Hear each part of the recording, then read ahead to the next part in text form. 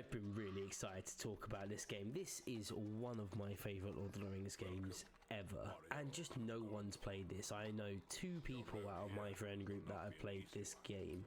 I am of course talking about Lord of the Rings The Third Age. This game came out in 2004 and is a straight up roleplay game, which is kind of what a lot of people wanted back in the day. You get a series like Lord of the Rings and you think, yeah, that's like one of the biggest fantasy novel series ever.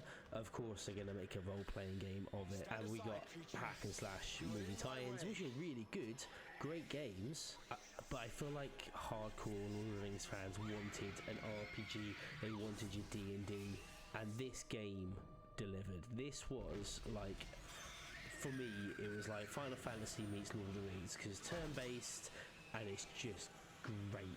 And I also really like the story.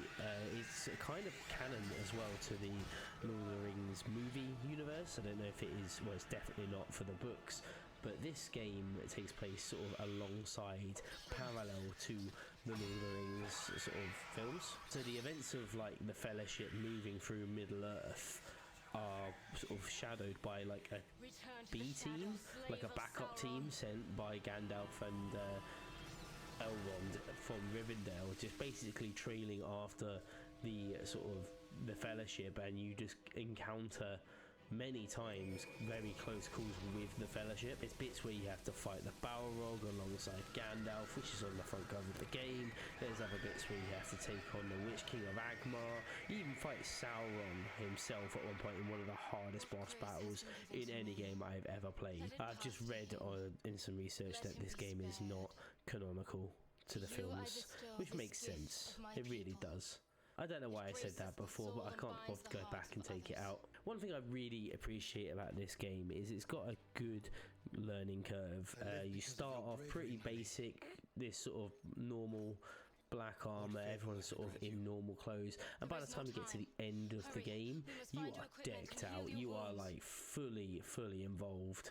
All of your characters from the start of the game have a really good progression to what they become by the end of the game, as you'll see here, because I still had a save file on my thing of fighting Mumakil on the Palador Fields. This is an absolute bullshit fight. This is not even a boss fight, this is just a normal enemy that you end up fighting during the thing. During the game, they have unbelievable amount of health and can do some absolute bullshit to you if you don't do it quickly, but you get all of your spells, you get all of your different characters that you can play as. I absolutely love this game. I think it's fantastic, one of the best Lord of the Rings games that no one ever played.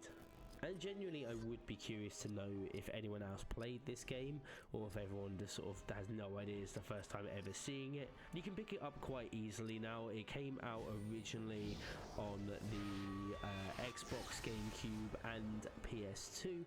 This is the GameCube version. I also have the Xbox version. It was released in 2004, and it's around the time of all the other Lord of the Rings games, to be fair. All the good Lord of the Rings games, that is. And it got pretty average reviews when it came out. Looking at the scores now, 8.5 from IGN, if that means anything these days. Eurogamer, 7 out of 10. GameSpot, 7.7. 1.7, that's such a weird score to give something. Nintendo Power, 3.4 out of 5. Pretty good scores all around. The game was absolutely praised for its graphics at the time as well, and just general visuals, because a lot of the game is based on the sort of the movies, so they bring a lot of the movie sets to life in the game, if that makes any sense. The combat in this game, even though it is turn-based, is heavily based on Final Fantasy X or Final Fantasy X, in my opinion. I feel like the developers of this game looked at Final Fantasy X and went, yes, that, but Lord of the Rings. And that's how we got this sort of turn-based thing where you can delay moves. You see in the corner the order of which it's all coming down. Look at that double critical, that's such bullshit.